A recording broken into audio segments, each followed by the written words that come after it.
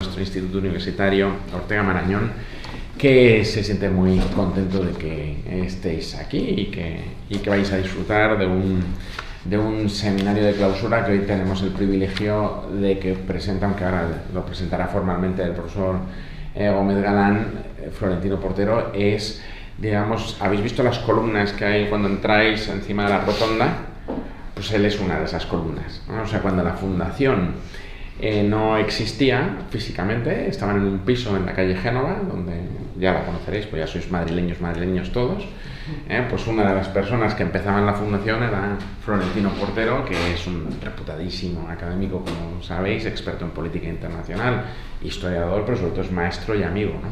Y por tanto ya sabéis que esta casa, yo mismo, tenemos una vinculación con la historia, y por tanto lo que yo pueda hacer es porque personas como Florentino depositaron aquí todo su saber y su buen hacer en términos historiográficos y de cómo entender y comprender la historia, que lo vais a ver ahora mismo en cuanto os exponga la situación internacional. Ya os advierto que hace gala de ese viejo adagio orteguiano de que toda realidad que se ignora prepara su venganza, y para evitar ese tipo de cosas siempre desde el más puro realismo metodológico, pues explicará en toda su precisión digamos, el escenario que nos rodea, ¿no? Y por tanto creo que vais a disfrutar de 3 días muy estimulantes en el aspecto intelectual, con figuras primero académicas, mañana académico barra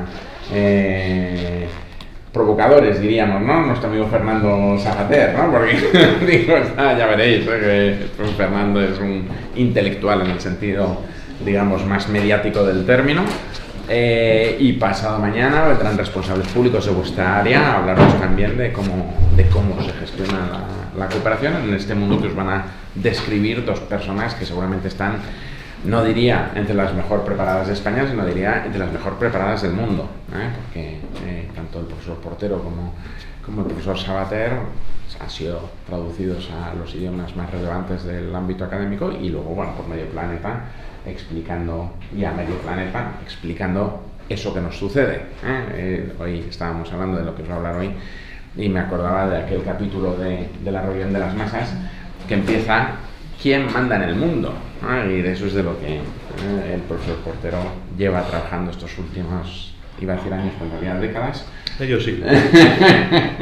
Y por tanto, disfrutad, escuchad bien, porque hay pocas personas con su dicción y con su capacidad de comunicación. Lo vais a ver enseguida, ya veréis que es una persona no solo que tiene todo el conocimiento del universo, sino que además tiene esa virtud pedagógica que instruye esta institución desde el principio, con la institución de libre enseñanza y la residencia de estudiantes y la residencia de señoritas. Siempre se nos insistió mucho que es tan importante el fondo como las formas, ¿no? Y por tanto, ahí a disfrutar del gran profesor Portero. Querido Manolo, muchísimas gracias por haber organizado esto, y vosotros a disfrutar, ¿no? Gracias.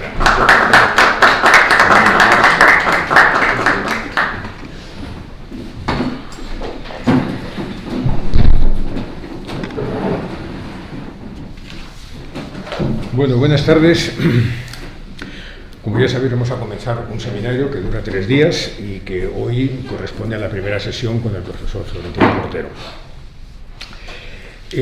Una de las características que tiene el máster de cooperación en la Ortega Marañón es precisamente el que lo que queremos es configurar profesionales, personas capaces de entender el mundo en el que vivimos, ¿no? Tratamos de que haya una aproximación a la cooperación que no sea solo una aproximación dogmática o una aproximación convencional. O sea, no queremos, digamos, simplemente transmitir una serie de conocimientos para que esos conocimientos sean asumidos de manera crítica, para que sean asumidos como si esos conocimientos contuvieran aquello que sea importante para lo que es nuestro trabajo diario. Nosotros lo que buscamos es precisamente el generar personas con capacidad crítica, con capacidad de pensar, con capacidad de analizar, con capacidad de entender. Y para entender precisamente buscamos el que haya perspectivas nuevas, horizontes nuevos que nos permitan hacer esa reflexión. Precisamente contamos hoy con el profesor Florentino Portero para que nos ayude desde un ámbito que no es exactamente el de la cooperación al desarrollo. Él, como sabéis, es analista internacional, él es historiador y por tanto es una persona de gran experiencia en conocer el mundo que vivimos, de gran experiencia en analizarlo y en crear perspectivas, categorías que nos permitan interpretarlo y entenderlo mejor. Y eso es precisamente lo que buscamos con este seminario, cuya primera sesión está precisamente a cargo del profesor Portero, como ya sabéis, para tratar de dar respuesta a algo que comentaba Antonio López Vega hace unos minutos, que es quién manda en el mundo. ¿En qué mundo tenemos que desarrollar, desenvolver nuestra profesión vinculada a la cooperación internacional al desarrollo? Pensad que la cooperación internacional es una parte de las relaciones internacionales. Si el entorno en el que vivimos cambia, la cooperación al desarrollo tiene que cambiar. No podemos seguir a piñón fijo con una serie de conceptos que posiblemente se hayan quedado obsoletos antes de que sean puestos en práctica si el mundo donde debemos aplicarlo ha cambiado. Si el mundo está modificándose de manera muy rápida y ya no nos permite el aplicar un conocimiento que se ha quedado atrás. Precisamente por eso es por lo que queremos transmitir la capacidad de pensar. Transmitir, por así decirlo, el vicio de pensar, como a veces se suele utilizar esta expresión un tanto irónica. Transmitir la capacidad de que seamos nosotros mismos los que entendamos el mundo que nos ha tocado vivir y nuestra circunstancia concreta en la que tenemos que desarrollar nuestro trabajo. Pues precisamente para eso tenemos este seminario, tenemos la sesión de hoy, tenemos a Florentino aquí con nosotros, que nos va a hacer una síntesis, un resumen, a partir de su conocimiento muy detallado y muy extenso sobre el mundo que vivimos, sobre el escenario mundial y sus desafíos actuales. Florentino ha sido y sigue siendo profesor de varias universidades, tanto españolas como extranjeras. Ha estado de profesor en la UNED, ha estado de profesor y sigue estando en la Francisco de Vitoria. Es una persona muy vinculada, como comentaba Antonio, a los medios de comunicación. Ya estoy jubilado. Bueno, pero aún así sigues estando en los medios, tanto en la radio como en la televisión, como en la prensa escrita. Es decir, es una persona que está muy activa, tratando no solo de que dentro del ámbito académico se vaya, digamos, a analizar la situación internacional, sino que ese conocimiento pueda llegar a otras personas que no pertenecen directamente al ámbito académico. Por eso es un intelectual, como lo era Ortega en su día, que está comprometido con el mundo que le ha tocado vivir. Y en ese sentido creemos que es la persona que quizá mejor nos pueda dar una visión actual sobre los desafíos que tenemos delante. Y poco más me queda añadir, simplemente pues darle la palabra a Florentino para que nos haga una exposición aproximadamente en torno a un 40-45 minutos y luego tendremos un pequeño coloquio entre todos para poder comentar algunos aspectos que, en fin, que os hayan llamado la atención o que queréis que profundicemos. Pues cuando quieras, Florentino. Pues muchas gracias, Manuel, muchas gracias a la Fundación Ortega Marañón por su amable invitación. Encantado de estar con todos vosotros en esta tarde gélida madrileña, de invierno madrileño. Y bueno, entiendo que mi función es ayudaros a situar el marco de referencia donde insertar lo que es vuestra vocación, que es el estudio de la cooperación internacional. Como Manuel decía hace un momento, la cooperación es parte de las relaciones internacionales y las relaciones internacionales son parte de la política internacional. Pero lo fundamental, lo que tenéis que tener siempre muy claro, es que la política internacional no es algo autónomo, algo que, digamos, se justifica en sí mismo. La política internacional es siempre la expresión de la política nacional. En realidad, habría que hablar solamente de política. Pero si en un lugar no está el eje básico de la política, es en lo internacional. La política es una expresión cultural que refleja los valores, los sentimientos, los prejuicios, las percepciones, la geografía y la historia de una sociedad que se proyecta en el mundo.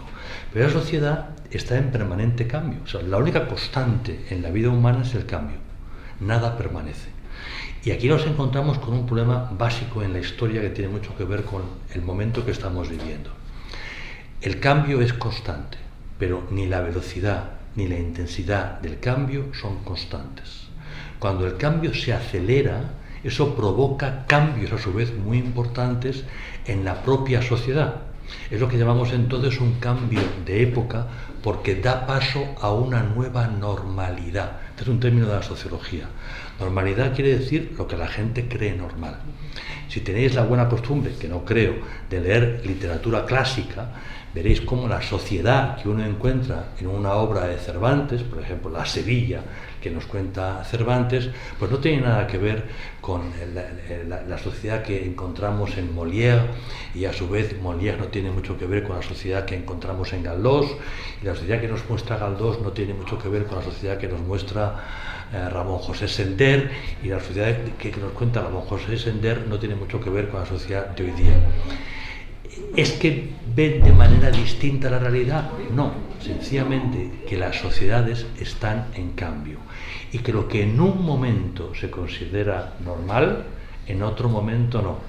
Digamos, dicho de forma más divertida y más coloquial, pensemos en el largo de falda de una señora y lo que se considera normal y decente en un siglo.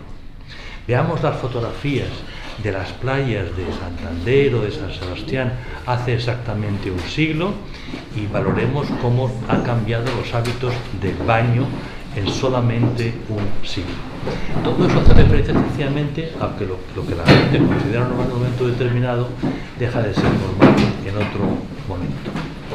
Bien. Los cambios de época normalmente están vinculados en los últimos 3 siglos a cambios en el ámbito de la ciencia. Por eso lo llamamos revoluciones industriales.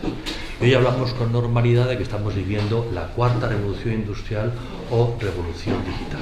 Las revoluciones industriales tienen siempre un antecedente que son cambios en la cultura en el sentido más amplio del término, y cambios en la física, que a su vez van repercutiendo sobre actitudes sociales o van repercutiendo sobre cómo se produce, cómo se organiza una empresa.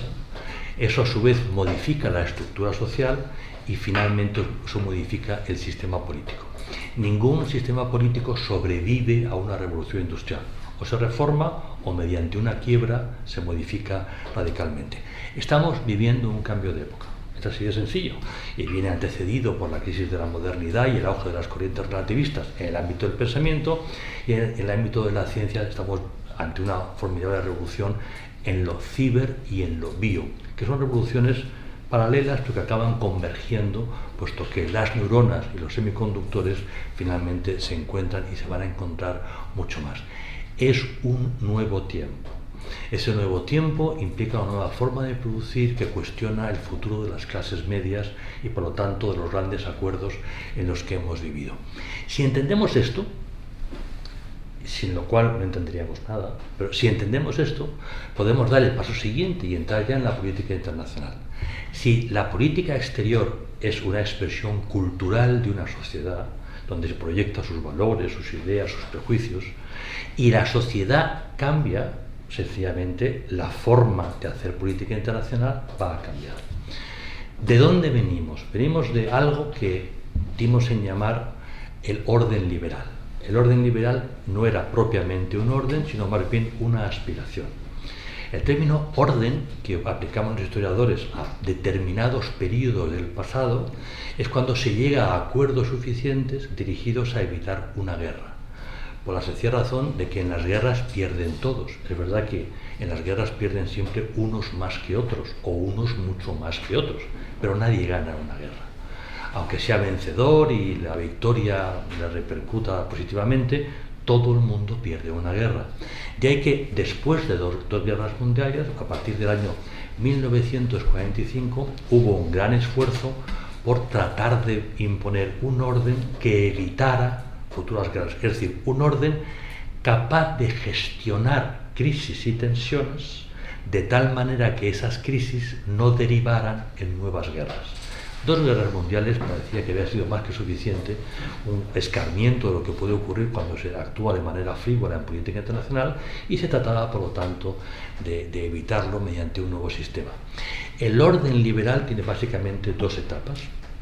Una hasta 1991, que es el momento en que el enemigo, la Unión Soviética, no es que sea derrotada, es que desaparece, se descompone. No aguanta la presión, no aguanta la tensión y se descompone. Y da paso, por lo tanto, a un nuevo tiempo, que iría más o menos de 1991 al año 2007. Los historiadores, por razones pedagógicas, ponemos fechas a todo, son todas falsas, pero nos ayuda más o menos a encuadrar un poquito el tema. ¿Qué pasa de 1991 al año 2007? Pasa un fenómeno que sorprende, que genera mucho optimismo y posteriormente que genera mucho pesimismo. Me refiero al proceso de la globalización. La globalización es sencillamente el resultado de la ingeniería. La ingeniería conecta el planeta. Al conectar el planeta se crean dos situaciones que son complementarias. La primera situación tiene que ver con los mercados. Si los mercados se conectan, entonces es posible más fácilmente deslocalizar, el comercio genera más riqueza y por lo tanto vamos a dar un enorme salto adelante. El segundo elemento básico de la globalización tiene que ver con la política. Si ya no hay enemigo porque se ha descompuesto, me refiero a la Unión Soviética, ya es posible sencillamente que el ideario liberal democrático se convierta en la forma de gobierno estándar del resto del planeta. Todo eso hace que la década de los 90 sea una década muy optimista. Incluso un poquito más adelante también. Las administraciones que corresponden a Clinton y a Bush hijo, 8 años más 8 años, son las administraciones que creen que la victoria en la guerra civil, es decir, la guerra fría, es decir, la descomposición de la Unión Soviética va a dar paso finalmente a un tiempo donde vamos a generar más riqueza y donde va a haber más estabilidad política, precisamente porque se va a expandir el ideario liberal democrático. Lo que propone, Dios dispone. ¿Qué dispuso Dios, las circunstancias o quien fuera? Que las cosas no salieran como estaban previstas. La globalización va a generar dos tipos de efectos fundamentalmente que van a tener a su vez consecuencias enormes en la política internacional. Primero es de carácter cultural. Al vincularnos todos empieza a surgir una cultura común. Esa cultura común para muchos es muy positivo, para otros es algo muy negativo porque se ve como una amenaza. En términos generales diríamos, aquellas culturas que son fuertes ven la globalización como una oportunidad. Aquellas culturas que se sienten débiles ven la globalización como una amenaza. La globalización va a suponer gasolina al fuego de opciones de carácter radical que vamos a encontrar en el ámbito del Islam, el islamismo, o en el caso de Occidente vamos a ver a surgir nuevas formas en la derecha y en la izquierda. Genéricamente lo llamamos populismo, un término perfectamente inadecuado, pero no quiere decir nada. Todas las fuerzas políticas son populistas mientras no se demuestre lo contrario, pero son fuerzas que cuestionan el orden internacional, en unos casos desde la derecha, en otros desde la izquierda. Fenómenos como la aparición de Donald Trump en Estados Unidos, fenómenos como el Brexit, fenómenos como la descomposición del sistema de partidos en Francia o en Italia, son sencillamente ejemplos de esta reacción de las sociedades ante un mundo que no acaban de entender, pero que perciben como amenaza. De manera complementaria nos encontramos con otro efecto de la globalización, en este caso en el plano económico. La globalización permite deslocalizar procesos productivos, lo cual tiene dos ventajas evidentes. Uno, yo empresario puedo producir a más coste, y dos, yo empresario acerco mi producto a nuevos mercados. Eso, en el plano de la política, ya no estamos hablando del empresario, sino del político, tiene una consecuencia muy positiva. Si yo estoy invirtiendo, estoy generando riqueza. Si estoy generando riqueza, estoy ayudando a constituir clases medias donde no las hay. Si hay clases medias, tengo la garantía de estabilidad de los sistemas políticos que están en evolución en ese momento determinado. Esta es la parte, digamos, positiva de esa visión. La parte negativa es que si yo deslocalizo, sitúo en el paro a mis ingenieros y a mis trabajadores, y a mis economistas y administrativos. El resultado es que estoy creando en el mercado de la política una bolsa de personas que se sienten perdedores en el proceso de la deslocalización.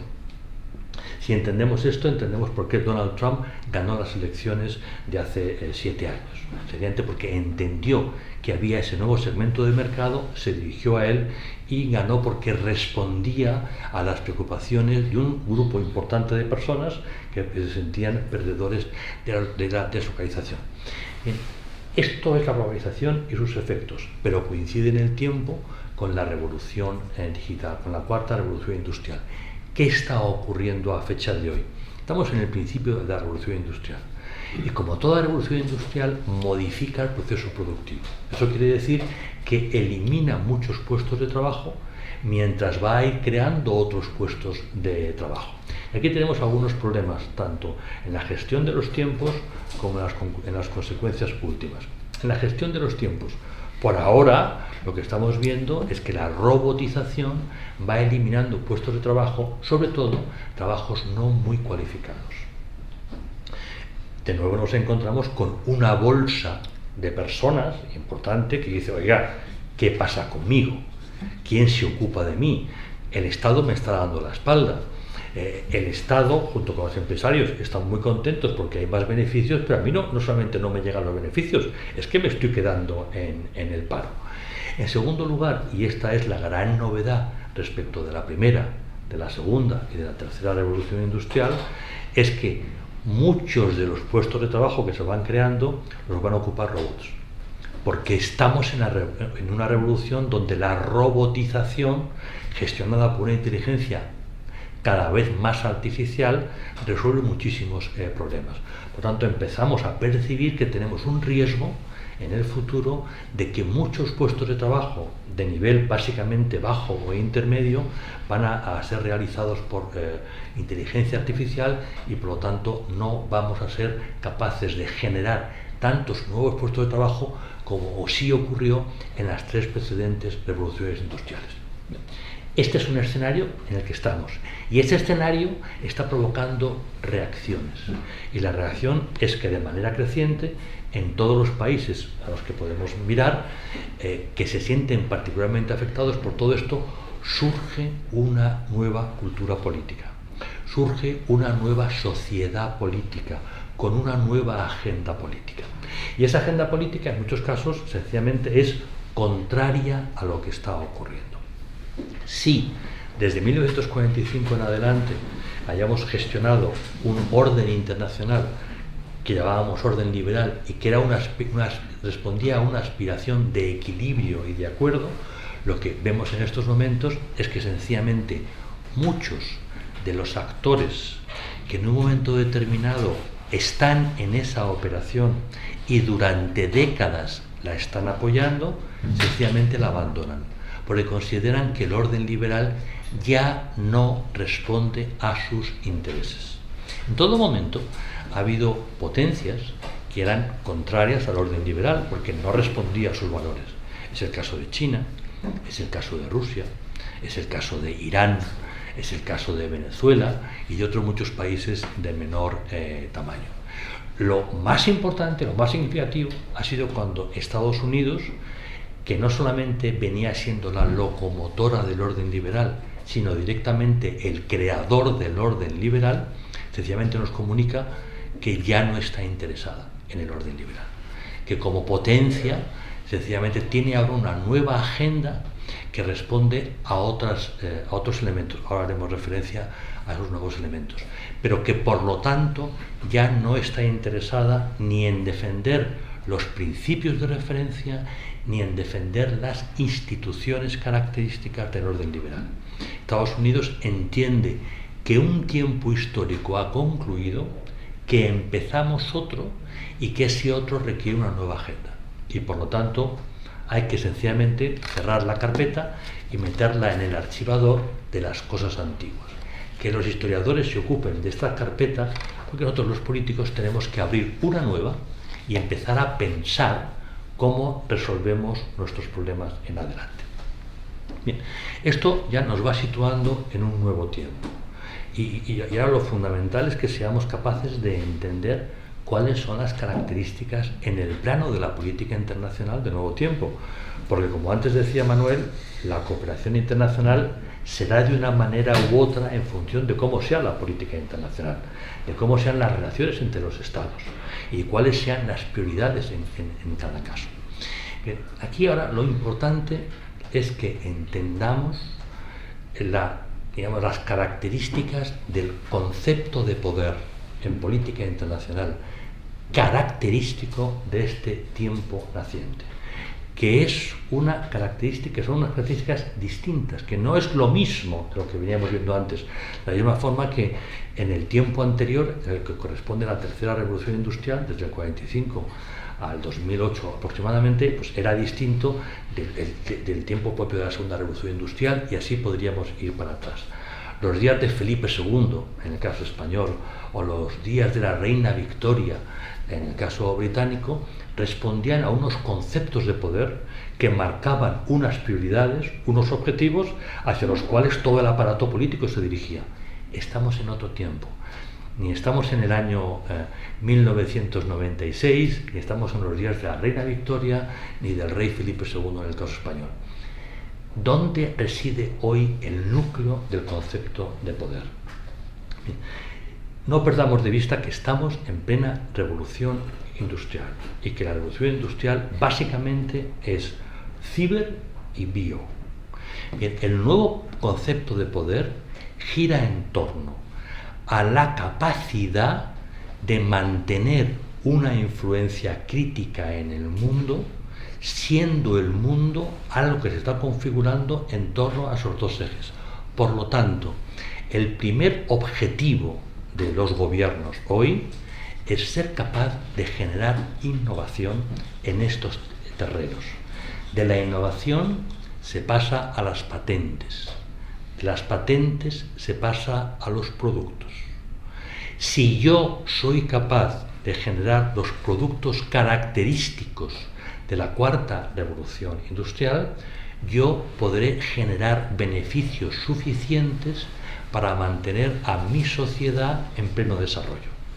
Un gobierno, me da igual que hablemos de una dictadura como de la China o de una democracia como la francesa, se debe a su sociedad. Las dictaduras caen cuando sus sociedades sencillamente la rechazan. Los chinos no son comunistas.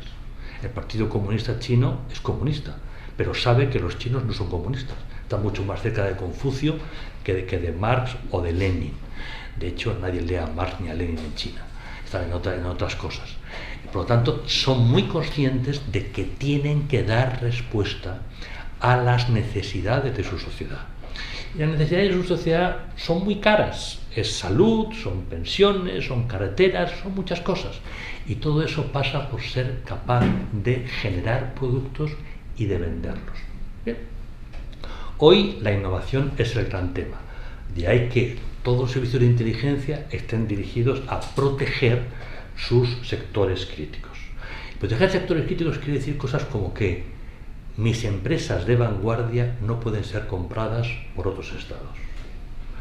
Lo que se investiga en mis universidades no puede ser robado. Lo que se investiga en los centros de investigación de las grandes empresas, por ejemplo las aeronáuticas, no puede ser robado. Todo eso es lo que hoy obsesiona a los servicios de inteligencia. ¿Cómo protejo mi capacidad de innovar? Porque el futuro de la sociedad de bienestar de mis estados depende de eso. Pero aquí nos encontramos con más problemas. Mucho de lo que va a ser característico en el ámbito de la industria en el futuro depende de determinadas materias primas que, uno, son escasas y dos, están muy localizadas. Por lo tanto, todo gobierno que está enfrascado en cómo protejo mi innovación tiene que garantizar a su aparato productivo el acceso a esas materias primas que son escasas y están localizadas. Eso hace referencia a lo que denominamos la cadena de suministros. La cadena de suministros es estratégica, porque ¿de qué me vale innovar si no tengo las materias primas básicas para transformar la patente en producto? Lo segundo que me encuentro es que si tengo producto, el producto en sí no vale nada, vale si lo vendo. Por lo tanto, tengo que tener capacidad para llegar a una demanda global. Es lo que llamamos la cadena de distribución. El triángulo formado por cadena de suministros, innovación, cadena de distribución, es hoy el núcleo del concepto de poder. Si leemos los documentos de referencia a los internos norteamericanos o leemos los documentos de referencia chinos, veremos que dicen lo mismo. En algunos momentos parece que estamos hablando del mismo país. Sí, los analistas chinos y los analistas norteamericanos están exactamente discutiendo los mismos términos. De ahí que se vean a sí mismos como rivales, que no como enemigos. Una guerra entre Rusia y China es un absurdo. Desde los años 50 sabemos que una guerra entre potencias nucleares es una majadería elevado a n potencia. Técnicamente se denomina MAD. ¿Sabéis lo que quiere decir la palabra MAD en inglés? En realidad MAD es un acrónimo, quiere decir Mutual Assurance Destruction, destrucción mutua asegurada. Por lo tanto, una guerra entre grandes potencias sencillamente no tiene ningún sentido. Las tensiones bélicas se hacen by proxy, a través de terceros, Gaza, Ucrania, pero no se hacen nunca directamente. Lo que hay es hay un pulso permanente que, si se gestiona mal, puede acabar en una guerra. Eso es lo que nos preocupa del estrecho de Taiwán en estos momentos. Eso es lo que a Corea del Sur o a Japón obsesiona en estos momentos, que el punto más frágil del planeta está muy cerca de ellos, y es un tema que afecta directamente a China y a Estados Unidos. Pero en el resto del planeta, sencillamente lo que estamos viendo es una competencia. De hecho, en la documentación norteamericana se utiliza la expresión competencia entre grandes potencias. En realidad, lo lógico sería, en buen castellano, hablar de conflicto entre grandes potencias. Parémonos a pensarlo, lo que quiere decir esto. Ya no existe la palabra orden en la terminología oficial. Hemos renunciado a un orden porque sabemos que no podemos desarrollarlo. No tenemos herramientas para imponer un orden. No hay una mayoría en un orden. Por lo tanto, asumimos lo que hay. ¿Qué es lo que hay? Estamos compitiendo. Estamos compitiendo porque sabemos que la cuarta revolución digital va a llevar a una nueva jerarquía de poder. Hoy hablamos, por ejemplo, de quiénes son los países que tienen mayor PIB, menor PIB, mayor nivel de renta. Hay un montón de estadísticas, básicamente gestionadas desde Naciones Unidas, que nos ayudan a valorar el desarrollo humano, el nivel de una sociedad. Perfecto. Todo eso existe. Estamos entrando en un tiempo nuevo que va a hacer saltar todo eso. Y ese tiempo nuevo es el que ahora ocupa de manera obsesiva a los dirigentes de las grandes potencias. No he hablado de la Unión Europea. En la documentación de la Unión Europea también encontramos todo esto, aunque la Unión Europea parte de una posición de mayor debilidad, primero porque no es un Estado, y segundo porque sigue ensimismada en su propio proceso de constitución, lo cual le impide tomar decisiones drásticas sobre cómo afrontar este tipo de temas. Europa va a salir mal de esta etapa, por lo menos en las 2 primeras décadas a Europa le va a ir bastante mal, va a perder muchas posiciones. Si luego reacciona, Dios dirá, yo no soy adivino, pero en el corto plazo las cosas a Europa no le van a ir muy bien. Veamos más en concreto cómo se están posicionando los dos grandes actores y a partir de allí los restantes actores. China.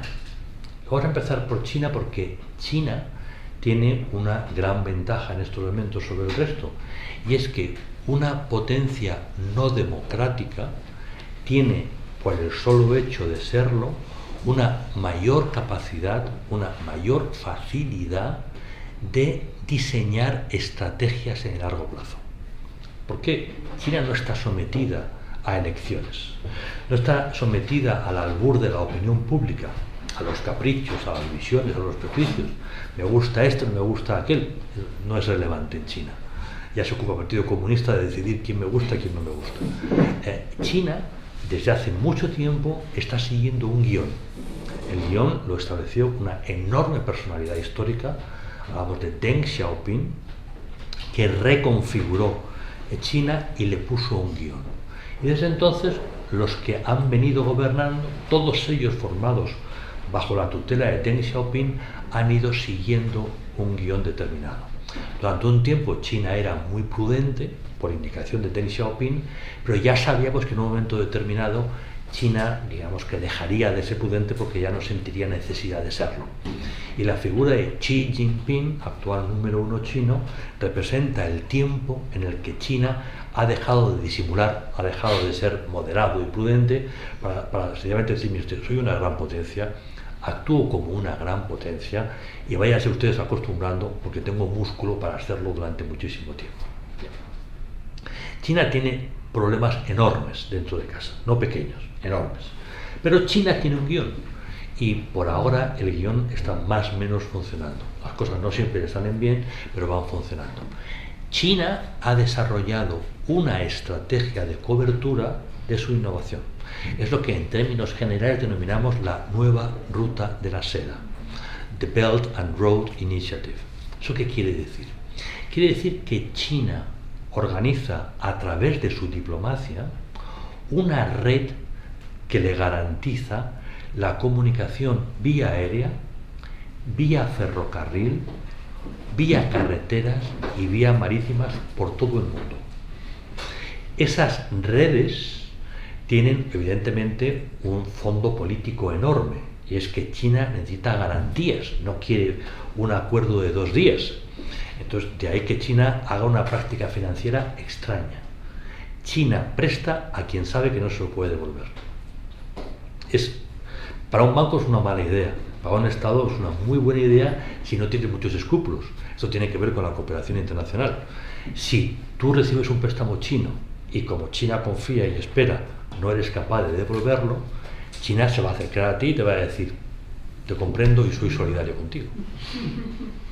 Vamos a entendernos. Para resolver este problema que tienes, este agujero, pues lo que vamos a hacer es un acuerdo por el cual yo gestiono tu puerto, me quedo con tu puerto, me quedo con tu aeropuerto, me quedo con tu sistema de comunicación, telefonía, internet, etcétera, etcétera. Me quedo con... Es una forma estupenda de tener inversiones en el largo plazo donde el gobierno que te recibe está en deuda, está condicionado. China practica esto, lo practica en Asia, lo practica en África, lo practica en América Latina y lo practica en Europa. El puerto del Pireo, el puerto de Atenas es chino. China tiene puertos importantes en Europa y China continúa entrando poco a poco en determinados sectores. China lleva tiempo comprando empresas de alto rendimiento en Europa, hasta que la Unión Europea ha dicho hasta aquí podíamos llegar. Y hemos empezado a bloquear el acceso de China. ¿Por qué? Porque al comprar una empresa de alto rendimiento, lo que estás haciendo es quedarte con sus servidores y quedarte con sus ingenieros. Los servidores es donde tienes almacenada toda la investigación. Y por lo tanto, con esa compra estás adquiriendo años y años de investigación de una empresa de alto nivel. Y si te quedas con los ingenieros, estás quedándote con el saber hacer de un montón de gente que lleva tiempo desarrollando su trabajo.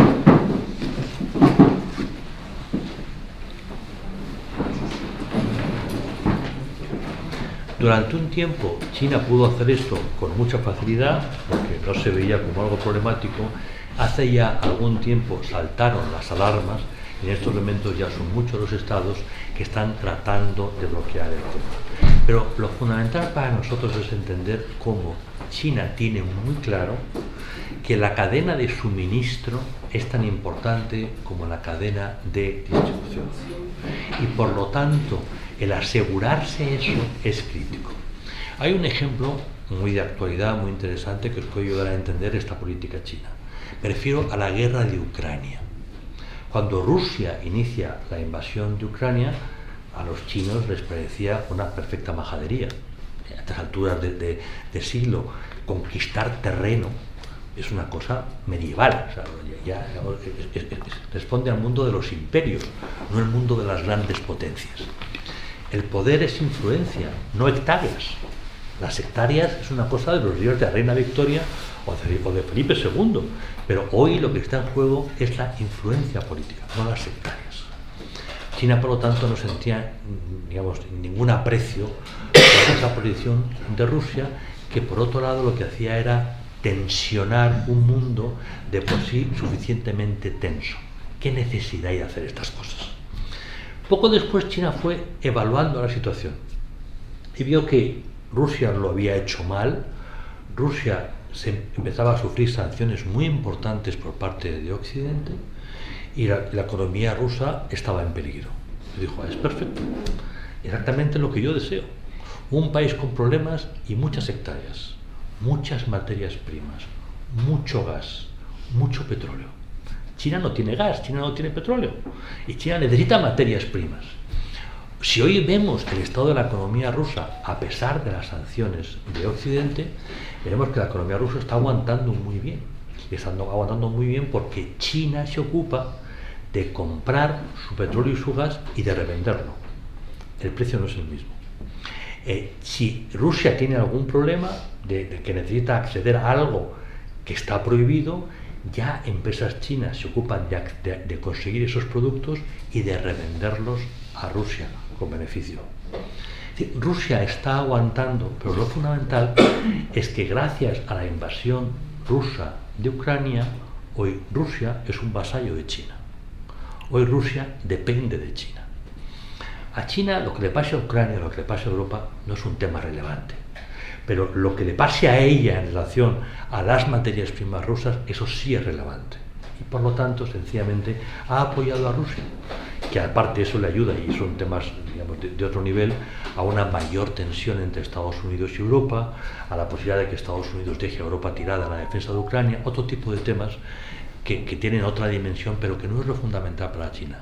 Lo fundamental para China es cómo se hace con determinadas materias primas que son fundamentales en el largo plazo para garantizar su seguridad. ¿Qué está pasando en Estados Unidos mientras tanto? Estados Unidos es la gran potencia.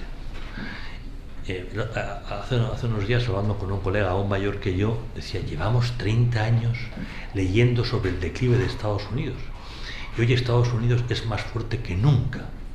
O sea, la capacidad industrial, la capacidad de innovación de Estados Unidos es mayor que nunca antes.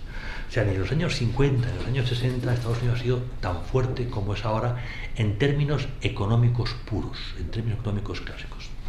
Pero Estados Unidos tiene otros problemas. Y si antes decíamos que la política es siempre una expresión cultural, lo que tenemos que tener en cuenta es que hoy Estados Unidos, en la medida en que es una sociedad occidental, está tan rota y tan dividida como España, como Italia, como Francia, como Alemania o como el Reino Unido. Digamos, todos nosotros estamos viviendo una guerra civil cultural. Se han roto los consensos sobre valores, sobre políticas, etcétera, etcétera. Y eso hace que la primera potencia, mucho más fuerte que China, con mucha más capacidad de innovación que China, básicamente porque la innovación norteamericana procede de la iniciativa privada y esta siempre es mucho más dinámica que la iniciativa pública, que es la característica de China, pues, a pesar de todo eso, Estados Unidos es hoy una potencia relativamente débil. Vamos a tratar de explicar qué es esto de la debilidad. Decíamos antes que poder es influencia. El ejercicio del poder es mi capacidad de influir en otros para que hagan aquello que responde a mis intereses. Si volvemos al Imperio Romano, que es donde está todo, y utilizamos la terminología romana, distinguiremos entre auctoritas y potestas. Potestas es el poder que me da un nombramiento. Yo soy director general de algo. Es un poder derivado de un puesto. La auctoritas hace referencia a la credibilidad, a la autoridad que tienes ante los demás. En política solo hay auctoritas, de verdad. Tú puedes jugar a muchas cosas, puedes decir muchas cosas, pero, por ejemplo, el presidente Obama dijo, hay una línea roja en la guerra de Siria, que es el uso de armamento químico. Los sirios dijeron, sí, vamos a probarlo. Lo probaron y Obama no hizo nada. Eso es una crisis de autoridad. Estados Unidos tiene misiles con cabeza nuclear, montón, y submarinos con propulsión nuclear y con misiles con cabeza nuclear, montón. ¿De qué te vale si no eres creíble? Hoy Estados Unidos está viviendo una grave crisis de credibilidad porque se han roto los consensos en el Capitolio. Capitolio, como sabéis, es un homenaje al Imperio Romano, la colina capitolina. En Washington llamamos Capitolio a la colina sobre la cual se asienta el poder legislativo, the Congress, the US Congress. Bien, la Constitución de Estados Unidos y la práctica política de Estados Unidos obliga a los políticos a acercarse hacia el centro y, por lo tanto, a llegar a acuerdos. Los padres fundadores diseñaron un sistema político que obliga a los políticos a buscar acuerdos. Bien, pues los acuerdos se rompieron desde la llegada del presidente Obama al Capitolio. Desde ese momento, sencillamente, los partidos se han ido separando paulatinamente. Y hoy están más separados que nunca. Esto, en lo que a nosotros nos concierne, esto no va de buenos y malos. Va de visiones distintas de lo que es la sociedad norteamericana y, consiguientemente, de cuál es el papel de Estados Unidos en el mundo. Como ese consenso no existe, lo que vemos es que la diplomacia norteamericana sufre dos efectos. Uno, da bandazos, un día dice una cosa y otro día dice otra, depende de qué gobierno tiene. Y lo segundo, que como consecuencia hay una grave crisis de credibilidad. Y ahora a continuación iremos viendo los efectos de la credibilidad, que es un tema muy, muy importante. Donald Trump estuvo 4 años y dijo America First, y comunicó a los europeos que no tenía mucho sentido que Estados Unidos estuviese en la OTAN. Hizo algún amago para moverse, pero los propios republicanos consiguieron frenar. En estos momentos se está diciendo que si gana las elecciones de noviembre del año 24, lo primero que va a hacer es que Estados Unidos se va de la OTAN. Y consiguientemente la OTAN desaparece, porque la única razón de ser de la OTAN es la presencia de Estados Unidos, el linkage, el vínculo. Y esto es, digamos, es algo que está ahí. Dejando a un lado si eso es inteligente o no para los intereses norteamericanos, que ese es otro tema, a otro lo que nos interesa es ver el efecto que todo esto tiene. Sencillamente, si hoy está Biden y la OTAN es muy importante, y en Madrid tuvimos la última cumbre de la OTAN y salió aprobado el último documento de estrategia de la OTAN, y de pronto el candidato a sucederle dentro de un año dice: si gano nos vamos de la OTAN, ¿para qué me vale el documento de estrategia? ¿Qué sentido tiene todo esto? No puedo proyectar política en el tiempo. Cuando la política exterior es de corto plazo, no es política, son actos. La política hace referencia a una visión en el tiempo y, por lo tanto, no puede ser cortoplacista, solamente puede ser de largo recorrido. La política siempre es estratégica. Cuando solo hay táctica, sencillamente no hay política. Estamos salvando los muebles en un momento determinado, pero poco más. Sea quien gobierne Estados Unidos en enero del año 25, que yo no lo sé. No sé si Biden volverá a presentarse y si se vuelve a presentar gana. No sé si los demócratas presentarán al gobernador de California o al anterior senador por ¿cómo se llama? Virginia Occidental, que está también moviéndose en el tema. No sé si los republicanos presentarán a Donald Trump o si, por el contrario, uno de los candidatos republicanos conseguirá, gracias al apoyo de la judicatura de los jueces, presentarse como candidato. No tengo ni idea. Lo que sé es que hoy Estados Unidos tiene un acuerdo sobre lo fundamental y un desacuerdo sobre las formas de actuar. Traducido, el Capitolio tiene clarísimo que tiene que ganar la revolución digital. Y todas las energías de la política norteamericana van enfocadas en esa dirección. El presidente Biden ha sacado 2 leyes históricas que convergen: la ley sobre los microchips y la ley de combate contra la inflación. Esas 2 leyes conjuntamente establecen un marco. El marco es que el gobierno de Estados Unidos coloca sobre la mesa una cantidad brutal de dinero, brutal, e invita a las empresas de todo el mundo a afincarse en territorio de soberanía de Estados Unidos y recibir esos fondos para hacer investigación aplicada en los sectores críticos. Estados Unidos, como Estado, no está haciendo la investigación, lo que está es financiándola y en cierta medida dirigiéndola. Empresas alemanas, empresas españolas están hoy concursando para optar a esos dineros y a continuación quedarse en Estados Unidos.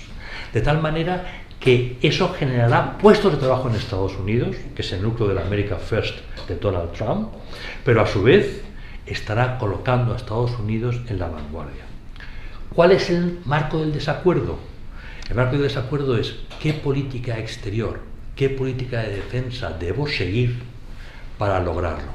Si China tiene clarísimo el triángulo cadena de suministro, innovación, cadena de distribución, Estados Unidos no. Estados Unidos sabe que tiene que hacerlo, pero las disputas entre demócratas y republicanos lo están impidiendo. Y aquí llegamos al tercer elemento, y con esto ya acabo antes de que Manuel me llame seriamente la atención.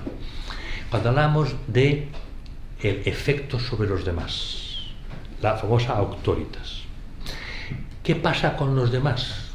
¿Qué pasa, por ejemplo, con el núcleo de los 10 países del ASEAN? ASEAN es la organización que recoge a los 10 estados del sureste asiático.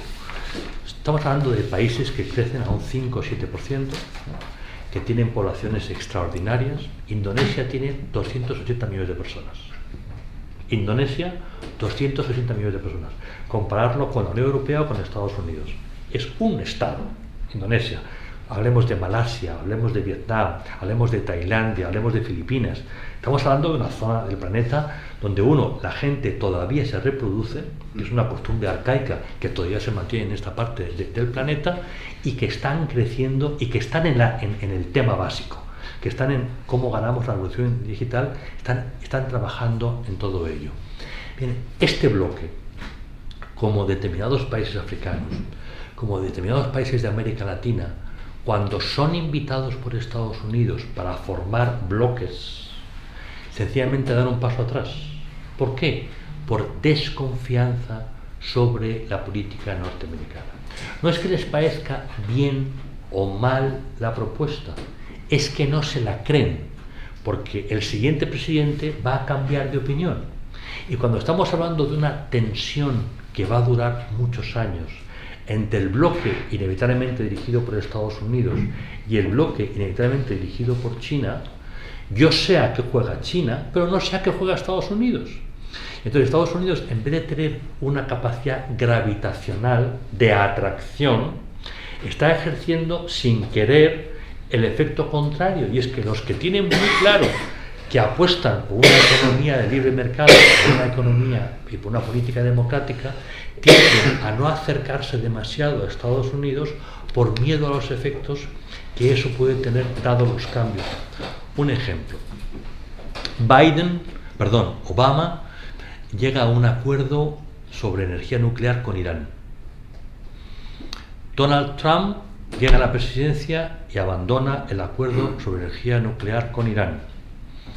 Llega Biden y trata de poner en pie el acuerdo nuclear con Irán. Irán dice: vaya a ser la mierda, estoy harto de negociar, esto no es serio. Mientras tanto, ¿qué han hecho los árabes? Para los árabes, Irán es la primera amenaza. No es China, ni Estados Unidos, ni Israel, es Irán.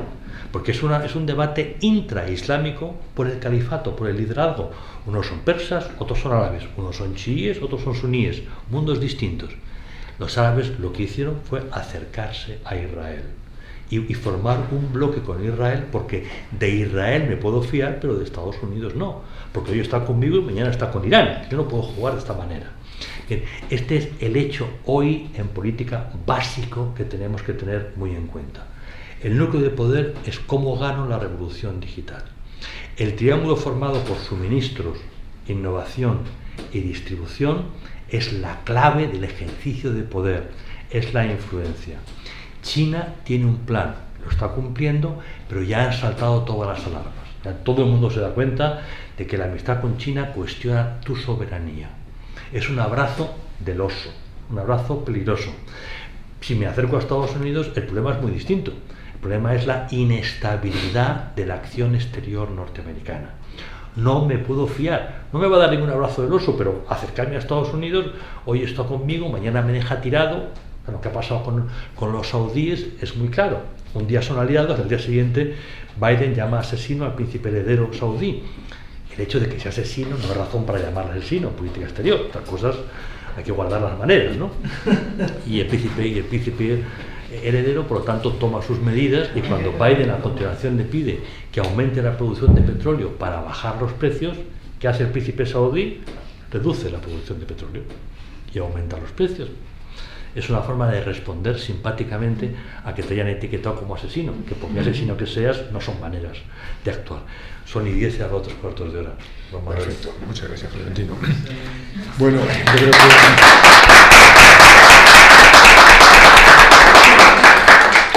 yo creo que hemos tenido ocasión de contemplar un fresco en el cual, con una hora escasa, que has cumplido el tiempo perfectamente, nos ha podido dar una visión de las claves de cómo está el mundo en estos momentos, ¿no? Entonces vamos a hacer una pequeña ronda, digamos, un espacio para hacer preguntas y comentarios. Pero voy a hacer yo la primera, para ya un poco, pues mientras lo vais pensando, la primera a Florentino Portero, para ver cómo ve él la situación que más afecta a lo que es el núcleo de nuestro máster, la cooperación al desarrollo. La cooperación al desarrollo, como todos sabemos, de alguna forma se genera dentro del orden liberal. El orden liberal es el marco en el cual toma forma la cooperación al desarrollo. Por tanto, de alguna forma está apegada a una relación de poder determinada que es la propia de lo que llamamos el orden liberal. Si el orden liberal entra en crisis, como ocurre en estos momentos, es evidente que la cooperación al desarrollo, como ya hemos comentado antes de pasada, pues tiene también que modificarse, adaptarse, variar, para, digamos, desenvolverse adecuadamente en el nuevo orden, ese nuevo orden todavía que no sabemos cómo llegaría a concretarse, pero que en estos momentos, digamos, está configurándose. Esto nos lleva a reflexionar a nosotros desde la cooperación, cuando vamos a ver cómo tenemos nosotros que abordar esta situación y esta nueva etapa. Cómo tenemos nosotros que ser capaces de ver cuáles, digamos, las muros maestros de la cooperación y cuáles son los tabiques. Cuáles son aquellos aspectos que siempre van a estar vinculados a una cooperación internacional para el desarrollo y otros que van a variar en la medida en que también varíe el conjunto, el escenario internacional y las relaciones de fuerza que ese escenario internacional vaya configurando. A partir de ahí, pues a partir de ahí hacemos una reflexión. ¿Esa reflexión a qué nos lleva? Nos lleva, por una parte, a un aspecto, digamos, de carácter instrumental. Es decir, nosotros pensamos, y eso ya lo estamos haciendo, en que la cooperación para el desarrollo tiene que contar con aspectos más novedosos, como por ejemplo la incorporación activa de la tecnología. Es decir, hasta ahora la cooperación al desarrollo contaba poco con la tecnología.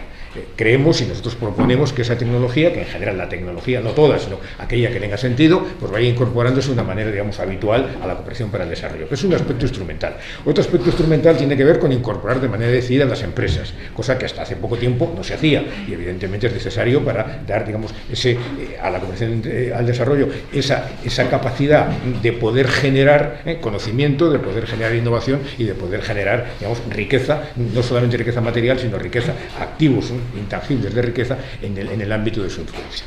Pero hay otro tema que no es el tema instrumental, sino que es el tema de fondo. Es el que nos lleva a la pregunta o la cuestión que quisiera poner sobre la mesa para que nos comentara Florentino cómo lo ve, ¿no?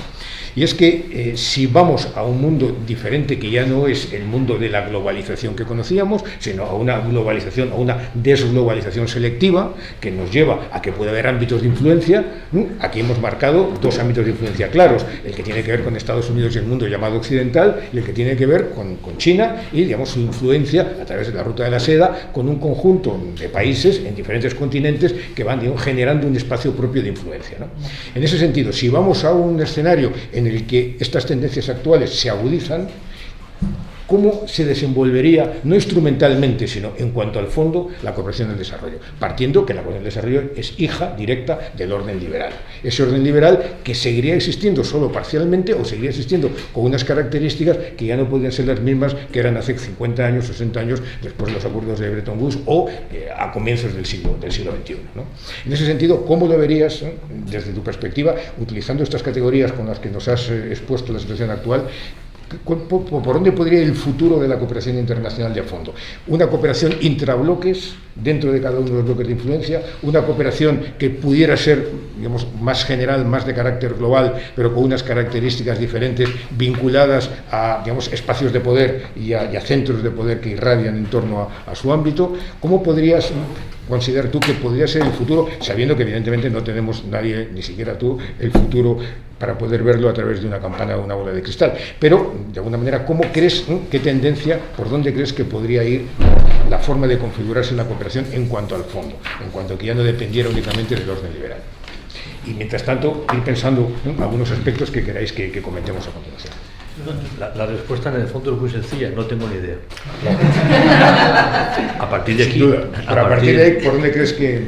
Ahora, experiencias recientes que nos tienen que iluminar sobre el futuro, porque entiendo que todos estamos de acuerdo en que las sociedades, sobre todo aquellas más desarrolladas, tienen que hacer un esfuerzo por ayudar a las que están menos desarrolladas, que la cooperación, por razones distintas, en unas, digamos, de carácter idealista y otros de carácter puramente realista, es algo que donde hay una curva de tenemos que hacerlo. En España tenemos una Secretaría de Estado de Cooperación y hay un ministerio que se llama Ministerio de Asuntos Exteriores y de Cooperación. Es decir, que es un tema que lo tenemos perfectamente asumido. Gobierne los partidos, digamos, los miembros del Partido Popular o gobiernen los socialistas, eso nunca ha estado en cuestión. La cooperación está ahí. El problema es cómo la tenemos que llevar a cabo. Experiencias recientes. Para España, el espacio de seguridad crítico, aquel que cuestiona nuestra posibilidad de seguir siendo, es nuestro sur. Los militares de crédito de tierra manejan el concepto de defensa adelantada, que hace referencia al Sahel. ¿Qué quiere decir Sahel? No todos los aquí presentes tienen que saber qué quiere decir la palabra Sahel. Sahel es el espacio geográfico horizontal que está al sur del desierto del Sáhara y por lo tanto que iría desde Mauritania en el occidente hasta Etiopía en el oriente. Es un espacio que ya no es desierto, pero que no es boscoso, y es un espacio que tiene unas características muy singulares. Hay una desproporción entre territorio y personas. Hay muy pocas personas para tanto territorio. En segundo lugar, las fronteras son estrictamente coloniales, no responden a ninguna configuración étnica, y esas fronteras son causa de enormes tensiones entre los pueblos que viven en esa zona. En gran medida es una zona históricamente de influencia francesa, aunque no solo, pero especialmente francesa. Bien, tanto Francia como potencia europea básica en la zona, como la Unión Europea, teníamos muy claro que debíamos actuar en esa zona por razones muy distintas, que van desde... Son estados formales, pero no hay una administración central que merezca tal nombre. Es decir, no hay Estado, son estados sin Estado. Me vale el tema también para Libia, que no es Sahel, pero como si lo fuera. O sea, no tienes una estructura administrativa solvente, no hay una cohesión social. Por lo tanto, no tiene un aparato interno que gestione su propio desarrollo, que garantice la escolarización de los niños, que garantice un sistema de salud, que garantice unas obras públicas como Dios manda. Es una zona muy atrasada. Es una zona donde la media de hijos por mujer son 7. Y como ya hay penicilina, no se mueren. Si no hay inversión, y no la hay por la inestabilidad en la región, pues sencillamente, ¿de dónde va a salir el dinero para hacer las inversiones internas básicas? No las hay. Y si no hay inversiones, ¿dónde están los puestos de trabajo en los que vamos a colocar a esos 7 hijos que cada mujer va a tener de media y que ya no se mueren porque hay penicilina? Hay 3 salidas: la yihad, el crimen organizado o la inmigración. Son 3 salidas complicadas. Los más sensatos emigran y nunca emigran hacia el sur. porque son sensatos. Y por tanto, todo es muy racional, no es nada irracional. Entonces, hemos llegado allí con nuestros programas de cooperación y decir, vamos a ayudaros. Y en realidad, vuestro principal problema es un problema interno, hay que hacer la administración, porque sin administración, ¿quién dirige todo lo que hay que hacer? Hemos estado un tiempo allí y al final nos han echado. Con el argumento clásico de esto es una intromisión neocolonial. Es una intromisión, es neocolonial, pero ya me dirás cuál es la alternativa. ¿Dar el dinero a unos golpistas para que se lo repartan? No. Estamos hablando de impuestos de españoles, franceses, italianos, que salen de nuestros bolsillos y van dirigidos a garantizar el bienestar de la gente, no a financiar a unos hijos de su santa madre que se están quedando con el dinero ajeno. Perfecto. ¿Cómo se ha resuelto el tema? Pues de la manera más previsible posible. Milicias rusas se encargan de la seguridad y las empresas chinas se ocupan de la gestión. Porque ellos no tienen ningún problema para financiar no al país, sino a las élites. No es un tema nuevo, ¿no? Es un tema con el que venimos trabajando hace tiempo en determinadas zonas. ¿Qué teníamos que haber hecho? Pues hay un debate entre nosotros y muchos dicen, bueno, hay que ser más realista. Volvemos a Maquiavelo, volvemos a los maestros de la Escuela Realista Política Internacional y decir, nuestro interés pasaba por estar allí y como fuera tratar de que poco a poco las cosas fuesen mejorando y por lo tanto teníamos que haber sobornado a los políticos. Llegar a un acuerdo y decirle al presidente de tal país, yo le garantizo a usted cada año que le entran 6 millones de euros y usted me va a dejar mi trabajo. Que es una cosa que hemos hecho en otros países antes, que no es nuevo. O sea, esta visión realista es una visión experimentada también. Otra cosa es cómo justificas tú en la Comisión de Presupuestos del Parlamento que estoy dando directamente al señor no sé cuántitos 6 millones de euros para que me deje trabajar y ayudar a la gente. Es complicado. Otro tema lo tenemos ahora en la Franja de Gaza, con la guerra que estamos viviendo. ¿Por qué Hamás es fuerte en Gaza? Hamás es fuerte en Gaza por dos razones. Primero, porque en el año 2006 hizo una guerra civil contra el gobierno palestino legítimo, la autoridad palestina, y los mató a unos y los echó a otros. Los echó a Cisjordania. Y mató a unos cuantos de los jefes de la autoridad palestina. Y se hizo con el control. Y entonces nos planteó un dilema, que nos han planteado en Gaza y en otros muchos sitios, pero que son los dilemas clásicos de la cooperación al desarrollo, que los vamos a encontrar siempre. Y decir, bueno, yo controlo esto. Usted está muy preocupado por los 2,5 millones de gazatíes, ¿verdad? Sí, yo Naciones Unidas estoy muy preocupado. O yo Unión Europea estoy muy preocupado. Perfecto, pues vamos a entendernos. Yo jamás, grupo terrorista, me voy a entender contigo, Unión Europea o Naciones Unidas, para que vuestra ayuda se vaya canalizando bien, porque yo me voy a convertir en un Estado. Naturalmente, esa ayuda va a ser dirigida por Hamás. Hay 300 millas, no sé cuántos son 300 millas en kilómetros, son 400, casi 500 kilómetros de túneles en Gaza. Túneles construidos con hormigón. ¿De dónde ha sido ese hormigón? Como sabéis, sufrimos mucho porque en Gaza en estos momentos no hay petróleo, pero los túneles están iluminados. Es decir, que petróleo hay. En Gaza no hay agua, pero en los túneles hay agua. Sencillamente, digamos, la condición que se nos puso a nosotros para ocuparnos de los gazatíes era, digamos, entendernos con alguien que iba a sacar un importante provecho de todo eso. Sin Naciones Unidas y sin la Unión Europea, entre otros, jamás no tendría la fuerza que tiene ahora ni por aproximación. Ese tipo de chantajes no los encontramos continuamente. Y esos son los temas reales, digamos, de fondo del ámbito de la política que está detrás de la cooperación al desarrollo.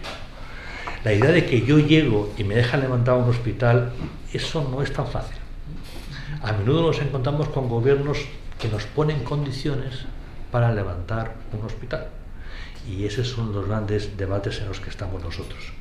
Hoy, siguiendo lo que Manuel argumentaba en su pregunta, ya tenemos mucho más claro, por ejemplo, el papel que las patronales tienen que jugar en la cooperación al desarrollo.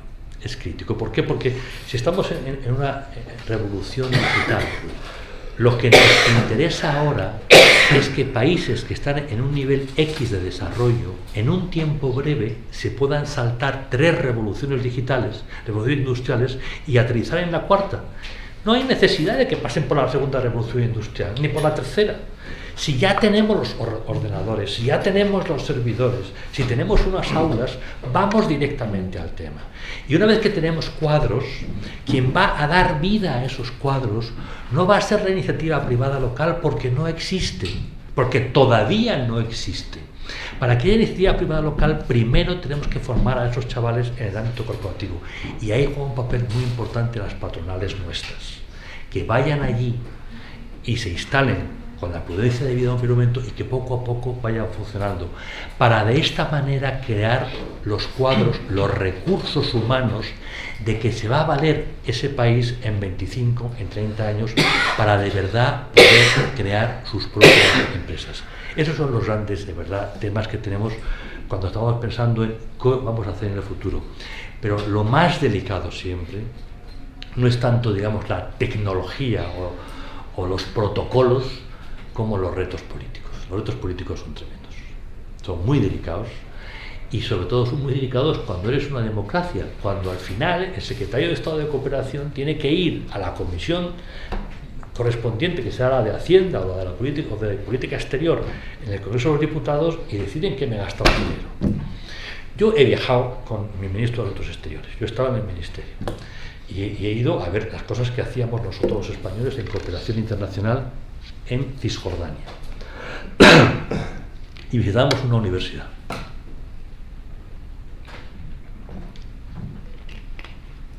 Una universidad palestina, y aparentemente nuestra gente de cooperación se sentía muy orgullosa por el papel que estaba realizando esa universidad, que no dudo que estaba formando de verdad unos cuadros estupendos, y salían de ahí juristas, sociólogos, economistas, ingenieros.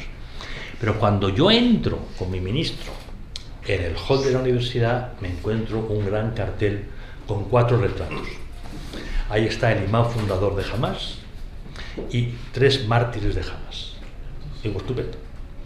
O sea, ya sé quién controla esta universidad, ya sé quién está como gerente de la universidad y está controlando los dineros de esta universidad.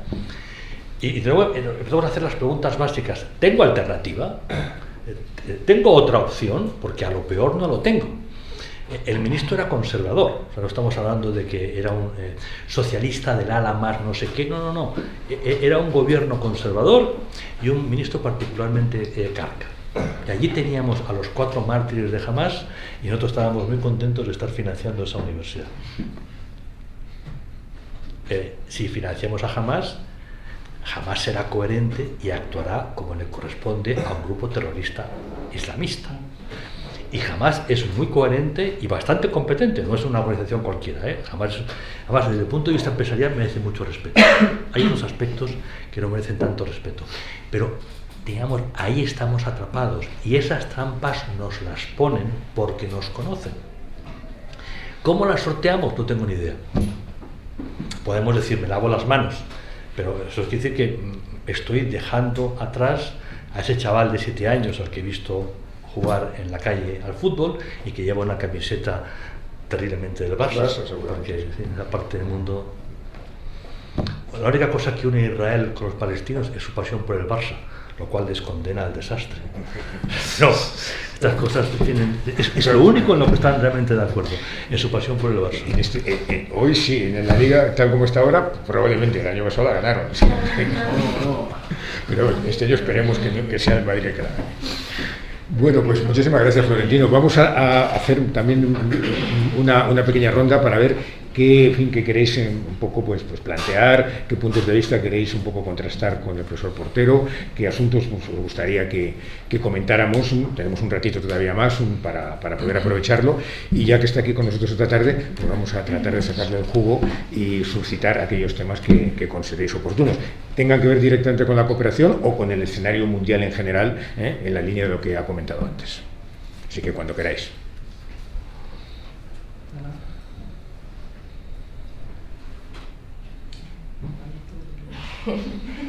Venga, animados. Adelante. Sí, yo tengo varias preguntas, pero la primera es de cuando usted comenzó a hablar sobre las guerras. Usted decía que todos en la guerra pierden. ¿Por qué? ¿Por qué? Porque mueren, porque sufren. Pero que al final de cuentas, o sea, pierde la población, pero no pierde el gobierno que causa esa guerra. Si pierde la guerra, Hitler lo pasó muy mal. Claro, pero las guerras que se están dando ahora son con un fin que realmente no les importa a su población. Lo que le importa es o ganar territorio, o ganar posición, o como usted decía, ganar poder. Entonces, yo me quedé como que, para mí particularmente, los que ocasionan la guerra no pierden. Pero hay que ir guerra a guerra. Hay que saber. De toda la guerra de Gaza no sabemos cómo va a acabar. Yo no lo sé. Pero vamos, los dirigentes de Hamas que están en la franja de Gaza tienen un futuro incierto. El caso de Ucrania, digamos, Putin ya no puede salir de Rusia, ni siquiera puede ir a las reuniones del G20. Y Rusia evidentemente está perdiendo. Putin como tal, no. Ya Putin va a ganar la guerra de Ucrania. Yo no sé cómo va a acabar Gaza, pero sé cómo va a acabar Ucrania, y Putin gana. Pero evidentemente a un coste muy alto. Desde luego la población rusa lo está pagando. Pensemos que, según fuentes nuestras, hay 400.000 soldados rusos en territorio ucraniano. Putin dice que hay 700.000, pero los rusos siempre exageran sus cifras para asustar al contrario. Si hay 400.000 y más o menos han muerto ya unos 150.000 rusos, estamos hablando de que más de 500.000 de rusos han dejado de trabajar, han dejado de tener vida normal. Eso evidentemente es un sufrimiento enorme para ellos, y la economía rusa se ha resentido mucho. Entonces sí, en este caso, sí podemos afirmar que el gobierno no pierde, pero sí pierden la población. Muchos compañeros de gobierno, los oligarcas rusos, sí están perdiendo mucho. Ellos sí han perdido mucho, pero podemos decir que eso no es exactamente poder, sino que son compañeros de viaje del poder. Putin gana. Entonces, pero habría que ir viendo todas las guerras una a una para saber exactamente si el agresor gana o no gana. La otra pregunta era, cuando usted hablaba sobre el nuevo ámbito geopolítico que se está dando ahora y la guerra con Israel y Gaza y todo eso, usted mencionó que actualmente los países de Medio Oriente, particularmente los que no tienen problemas con Estados Unidos, están a favor de Israel, incluso facilitaron sus relaciones diplomáticas a través de los acuerdos de Abraham que pasaron en el 2021. Pero entonces, ¿cómo cambiaría esas relaciones, tanto en el ámbito de la cooperación como en el ámbito de las relaciones diplomáticas que se lograron incluso, creo que este año también, no recuerdo si fue con Arabia Saudita o con Emiratos Árabes? ¿Cómo va a cambiar ese ámbito? Porque estamos viendo que en esta guerra que está pasando con Hamas e Israel, todos los estados árabes están a favor de un cese de la guerra con Israel, que todo lo que piden es cese o dicen que están cometiendo actos de genocidio y todo eso, apoyan a la organización terrorista. Entonces, yo siento que las relaciones internacionales dentro de esos estados están cambiando, y están cambiando la perspectiva también de cómo ven a Israel y cómo se está posicionando o cómo estaba posicionando. Entonces, la pregunta está muy bien, porque la pregunta, digamos, apunta al núcleo del problema. Para la persona que lee el periódico todos los días y que se queda más o menos informado, esta es una operación de un grupo terrorista frente a un estado que es Israel. En realidad no es así, es más complicado. Esta es una operación de Irán, a quien jamás le importa un comino, y los palestinos mucho menos. pero ponen dinero. Irán se ha encontrado con que Arabia Saudí y los árabes, las monarquías árabes moderadas, incluida Marruecos, se han reunido en torno a Israel porque están hartos de los dirigentes palestinos que no han buscado la paz como debían hacerlo y porque necesitan a Israel para protegerse, ya que no pueden fiarse del todo de Estados Unidos. Israel es potencia nuclear, Israel tiene una fuerza aérea con aviones F-35, Israel disuade a Irán. El concepto de disuasión es básico aquí. ¿Qué hace Irán? Irán hace una operación muy bonita técnicamente, si queremos muy malvada, pero en política la maldad puede ser bella, que es lo siguiente. Es decir, yo alimento a Hezbollah en Líbano, que es un invento, una creación directamente de Irán. Hezbollah es chií.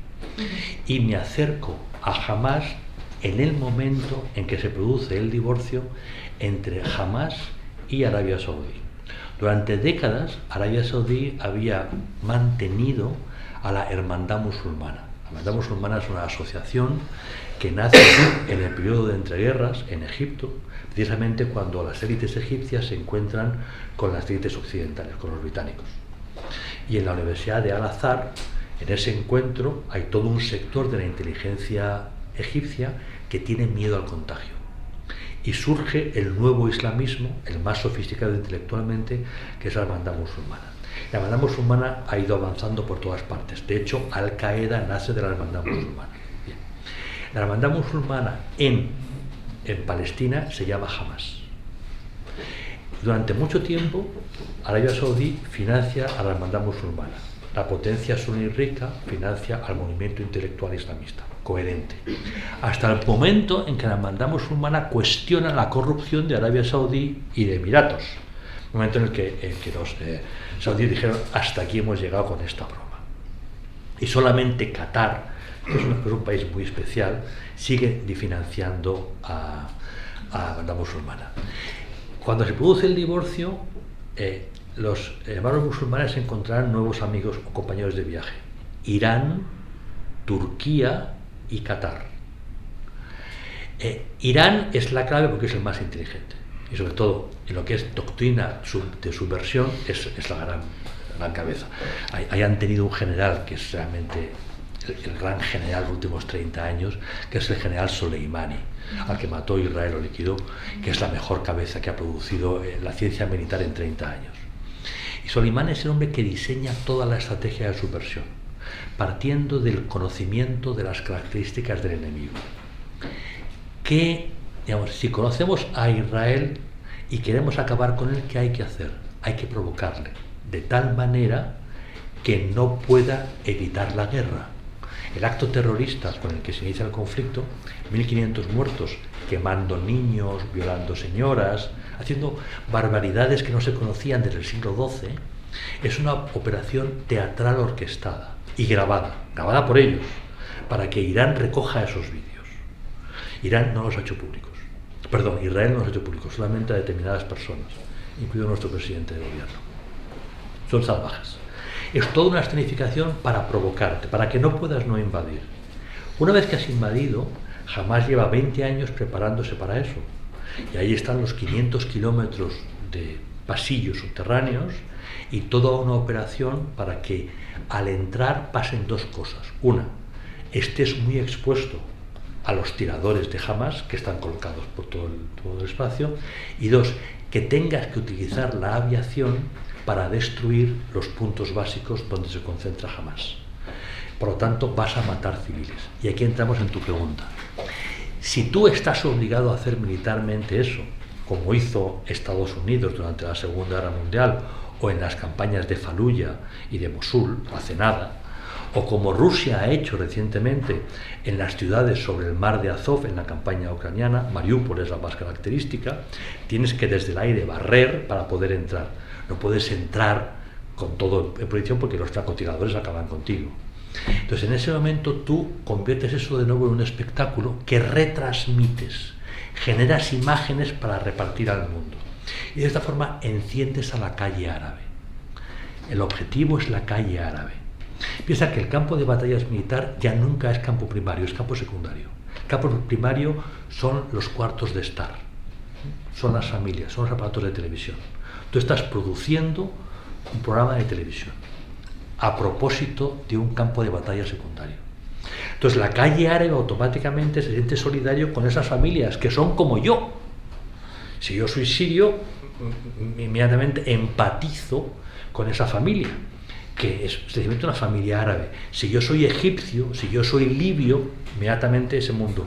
Con eso que consigues, cortocircuitas el trabajo de los diplomáticos y políticos de los estados moderados árabes con Israel. Esta es la operación. Lo otro es secundario. Es política. En estado puro. Todos los gobiernos, todas las monarquías árabes desean el exterminio de Hamás.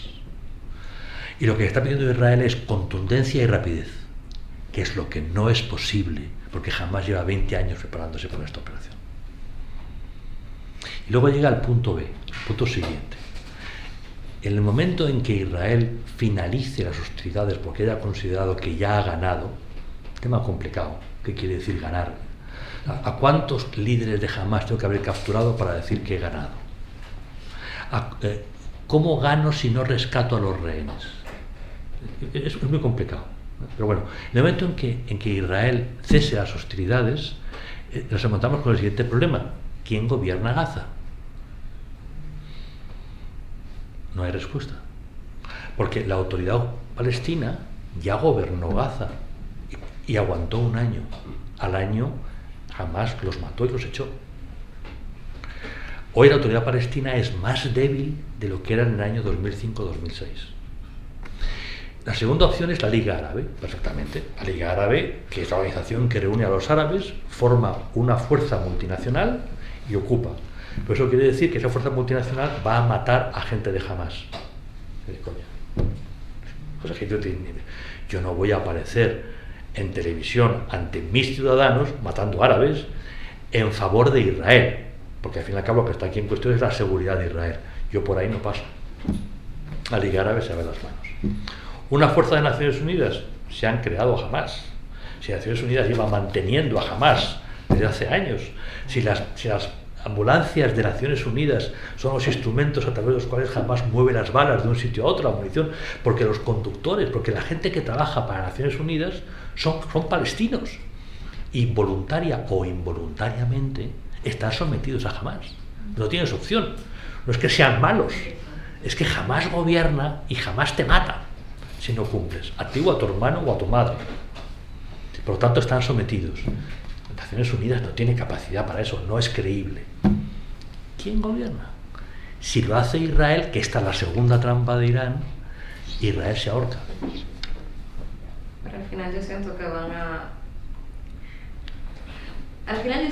a terminar conquistando territorio, más territorio, porque ya lo han hecho. ¿Pero qué hace con la población?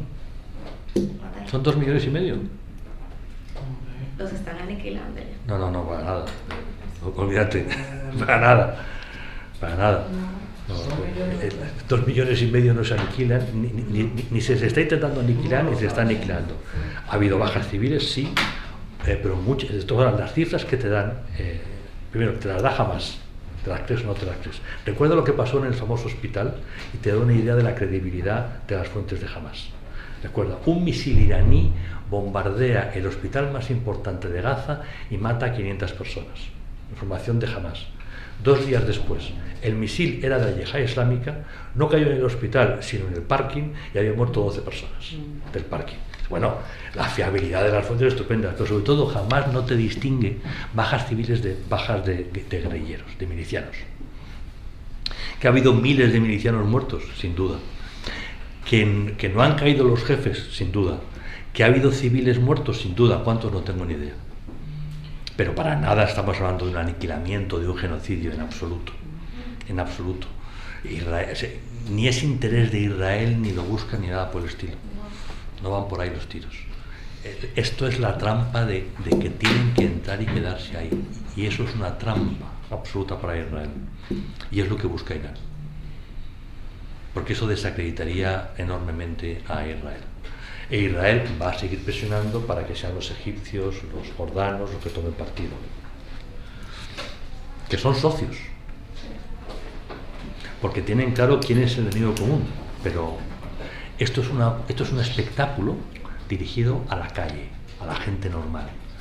Y ese espectáculo tiene totalmente atrapados a los gobiernos árabes, totalmente.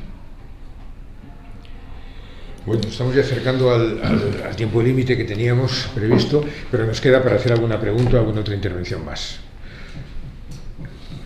¿Alguien quiere comentar algo, por favor? Yo no quiero hacer una pregunta, más bien, en nombre de todos, quiero dar las gracias porque creo infinitamente que es un privilegio el contar con una exposición como la de hoy. Y mencionaba un tema muy importante y es de la credibilidad. Y yo, que vengo del área de comunicación, sé el peso que tiene la credibilidad entre cualquier escenario. Y usted hablaba principalmente de Estados Unidos. Estados Unidos, una potencia, ¿no? Y vemos en el hilo en el que se encuentra hoy precisamente. Y dentro de ese preámbulo, más bien, ya usted ha hablado precisamente de eso, pero ¿cómo podría Estados Unidos cambiar esa credibilidad que se ha ido, podríamos decir, terminando? Es una pregunta estupenda. Volviendo al principio, toda política exterior es política interior y toda política exterior es un acto cultural. Es decir, la sociedad norteamericana pide a sus diplomáticos, pide a sus militares, pide a sus empresarios que actúen de una manera que es la que la sociedad norteamericana considera que tiene que hacer. Históricamente, en el debate constitucional y posterior, estamos hablando de hace mucho tiempo, Estados Unidos se fijó mucho en un capítulo del Evangelio de Mateo. Creo que mi memoria es un desastre, creo que es el capítulo 5, que es el capítulo de las bienaventuranzas.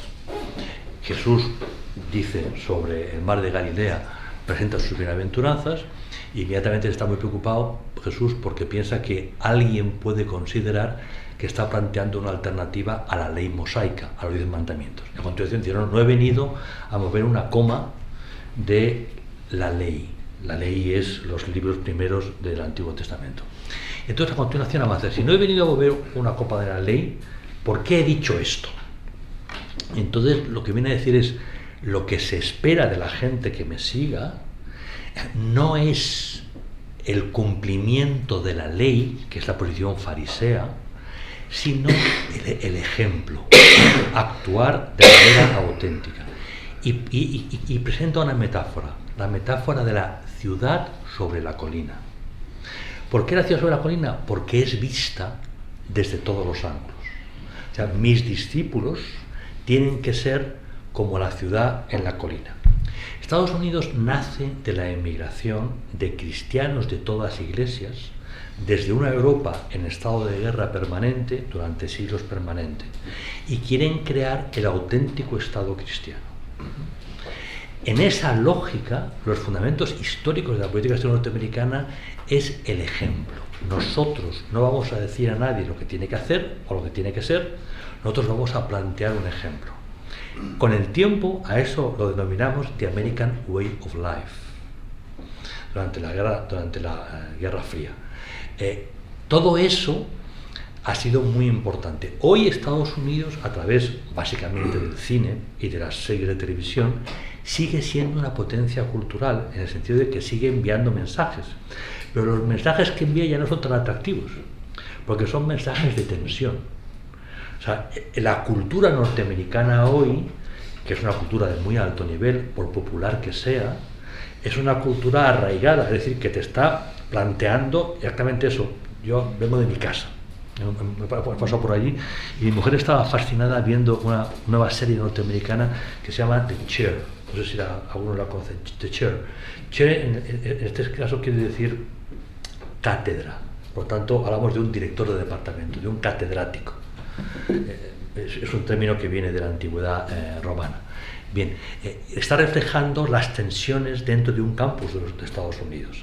Si uno ve esa serie, como si ve cualquier otra serie, lo que está viendo es una sociedad en tensión, una sociedad rota, como la mía, como la española, o como la italiana, lo mismo. Entonces, mientras Estados Unidos no resuelva sus cuitas internas, sus tensiones internas, su política exterior, porque es una nación profundamente democrática, reflejará las tensiones, no tendrá cohesión. La grandeza de Estados Unidos es que es la mayor y mejor democracia, Pero eso a veces es un problema. O sea, si la sociedad no está cohesionada, una política exterior arraigada en la democracia será una política exterior carente de cohesión. Así que el reto de Estados Unidos y de todo Occidente es poner la casa en orden. Perfecto, gracias. Muy bien, pues vamos a darle un aplauso al profesor Portero.